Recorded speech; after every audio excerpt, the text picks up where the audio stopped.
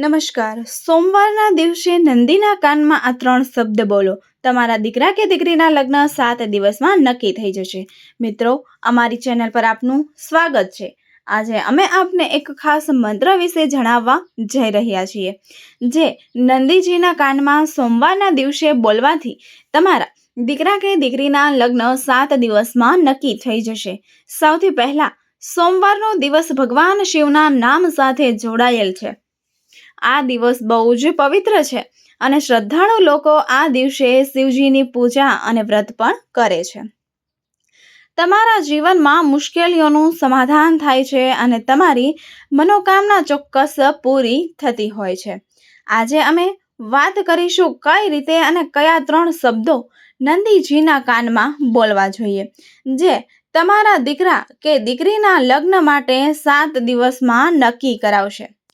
શું મિત્રો, તમારા દીકરા અથવા દીકરીના લગ્નમાં બહુ વિક્ષેપ આવે છે અને જો મળે પણ કોઈ માગણી તો આગળ નથી વધતી? ઘણીવાર તો એવું પણ થાય છે કે લગ્ન નક્કી થવામાં થોડાક જ સમય બાકી હોય છતાંય થઈ શકતા નથી. અને જો તમારી દીકરા નીચે દીકરીની ઉંમર પણ વધતી જાય છે, તો મિત્રો, આજે અમે તમારા માટે એક ખાસ ઉપાય લાવ્યા છીએ. આ ઉપાયને સોમવારના દિવસે કરવો પડશે. જો તમે આ ઉપાય એકવાર કરી લેશો તો તમારા દીકરા કે દીકરીના લગ્નમાં વિક્ષેપ દૂર થઈ જશે. જે બાધાઓ આવે છે તે બધું જ સમાપ્ત થઈ જશે. શું જોવું પડ્યું હોય તો થોડાક જ દિવસોમાં તમારી પાસે માગાઓ આવી જશે અને તેની સગાઈ અને લગ્ન પણ નિશ્ચિત થઈ જશે. ઘણા માતા પિતાઓને પોતાના દીકરા કે દીકરીની લગ્નની બહુ ચિંતા હોય છે, પણ કહેવું છે કે હવે તમને ચિંતા કરવાની જરૂર નથી. અમે તમને સોમવારના દિવસનો એક દ્રષ્ટાંત જણાવીએ છીએ, જે તમારું કામ એકમાત્ર થઈ જશે જો તમે આ ઉપાય એકવાર કરો છો. તો આજે અમે એક એવા રહસ્યમય ઉપાય વિશે વાત કરવા માટે જઈ રહ્યા છીએ, જે તમારા જીવનમાં અચાનક એક મોટું પરિવર્તન લાવી શકે છે. ખાસ કરીને જ્યારે તમારા દીકરા કે દીકરીના લગ્નનો વિષય હોય ત્યારે આપણે એવું લાગતું હોય છે કે બધું જ અલ્પકાલીન છે અને કોઈ સ્પષ્ટ પરિણામ મળે નહીં. પરંતુ આજે અમે એવા એક મંત્ર વિશે વાત કરી રહ્યા છીએ, જે માત્ર 7 દિવસમાં તમારા દીકરા કે દીકરીના લગ્ન નક્કી કરી શકે છે. અને આ બધું શક્ય બને છે, પરંતુ તેને માટે માત્ર તમારે તમારા મનમાં શ્રદ્ધા અને વિશ્વાસને લાવવાનો છે.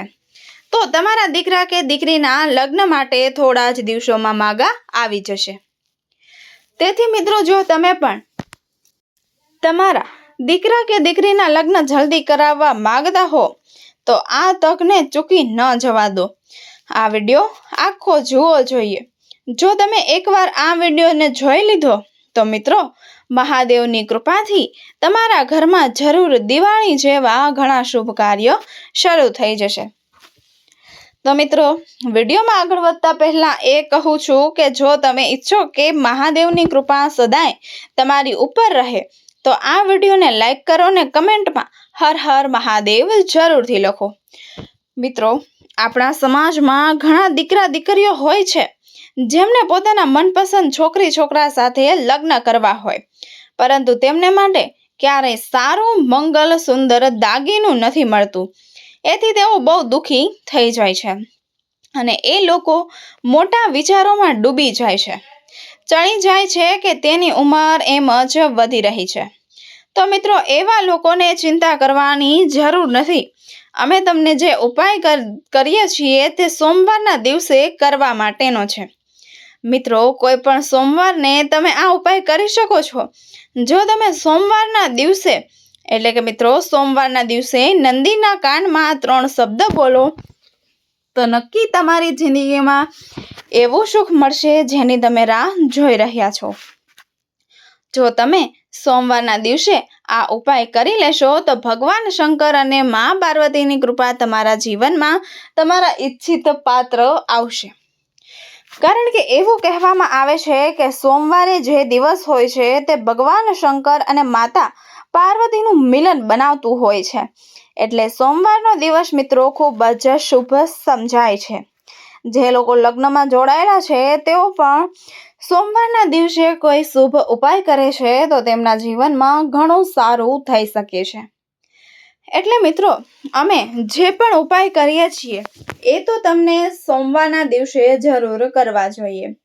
ભગવાન શંકર અને માતા પાર્વતીની કૃપાથી તમારા જીવનમાં ચોક્કસ કોઈ સારું આવે.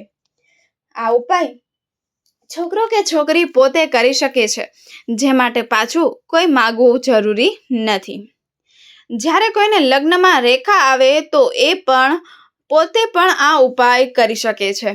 અને જો તે લોકો ઉપાય નહીં કરી શકતા હોય તો છોકરા કે છોકરીના માતા પિતા પણ આ ઉપાયને સરળતાથી કરી શકે છે.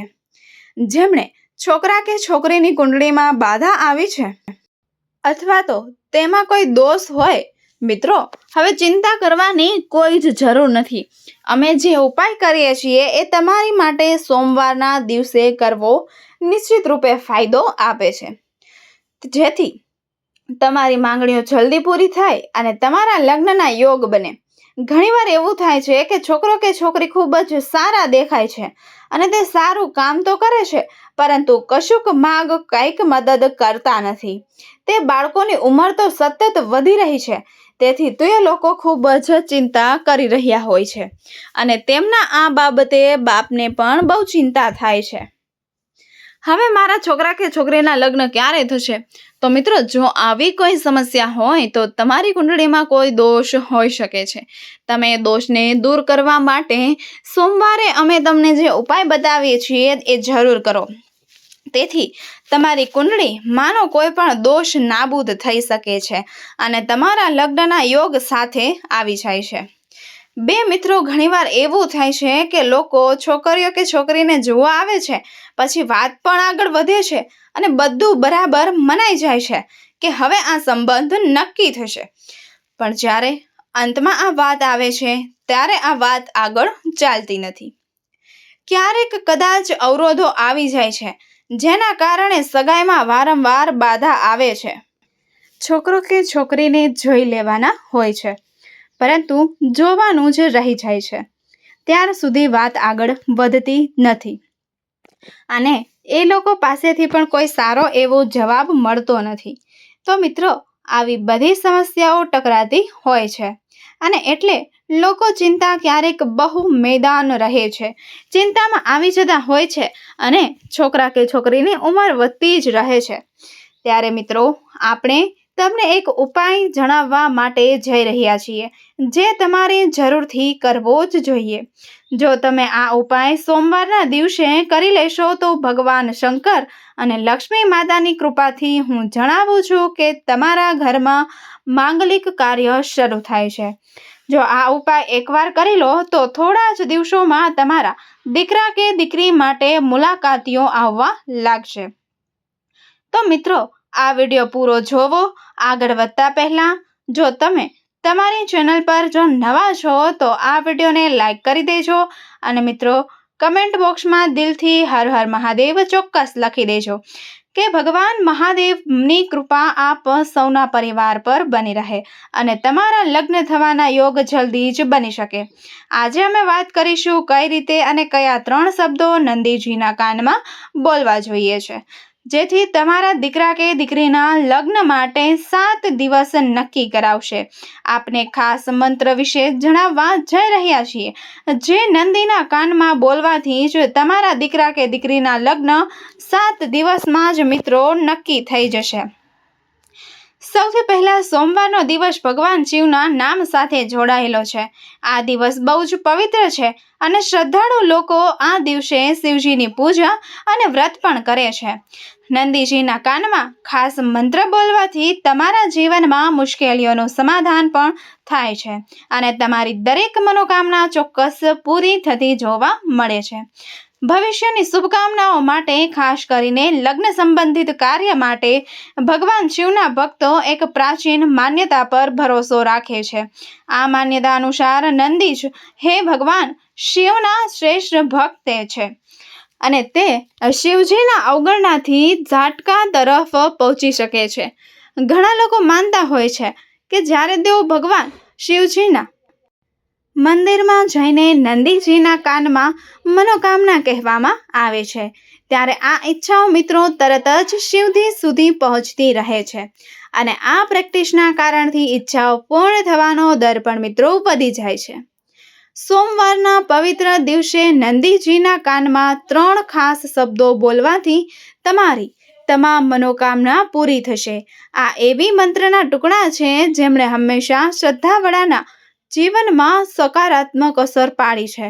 આ મંત્ર દ્વારા શ્રદ્ધા અને નિશ્ચયથી જાપ કરવાથી તમારા જીવનમાં મોટો એવો ફેરફાર આવી શકે છે.